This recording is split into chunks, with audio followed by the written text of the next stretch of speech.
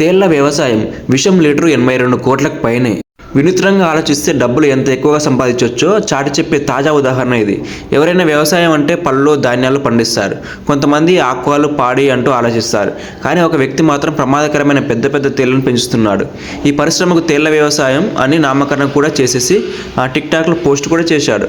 కొన్ని లక్షల తేళ్లను తను ఉన్న ప్రదేశంలో వదులుతూ వ్యవసాయం చేస్తున్నాడు అనమాట.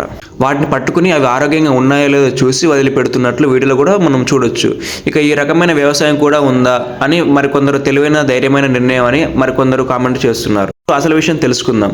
దానికంటే ముందు మన ఛానల్ని సబ్స్క్రైబ్ చేసుకోండి ప్లీజ్. తేళ్లను పెంచితే ఏమొస్తుందని ఆలోచిస్తున్నారా? దీనికి సమాధానం తెలియాలంటే పాము లేదా విషపూరిత జీవి ఏదైనా కరిస్తే మనకు వైద్యుడు ఇచ్చే మందు వీనం.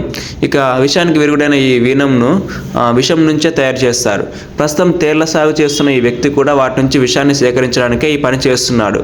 మార్కెట్లో ఈ విషం ధర కొద్ది మొత్తంలోనే లక్షల్లో పలుకుతుంది. ఒక అంచనా ప్రకారం ఒక గ్యాలన్ తేలు విషం $39 లక్షల వరకు పలుకుతుందన్నమాట. అంటే మన రూపాయలలో లీటర్ విషం 82 కోట్లకు పైపెచ్చు పలుకుతుందన్నమాట. అందుకే దీన్ని ప్రపంచంలోని అరుదైన ద్రవంగా చెప్తారు. ఒక గ్యాలన్ విషాన్ని సేకరించాలంటే 2.64 మిలియన్ తేళ్ల నుంచి ఒకసారి విషాన్ని సేకరించాల్సి ఉంటుంది. దీన్ని ముందుగానే చెప్పినట్లు వీనం తయారీలోను, క్యాన్సర్ కణాలను గుర్తించడంలోను, మలేరియా నిర్మూలించే మందుల్లోనూ విరిగా ఉపయోగిస్తారు.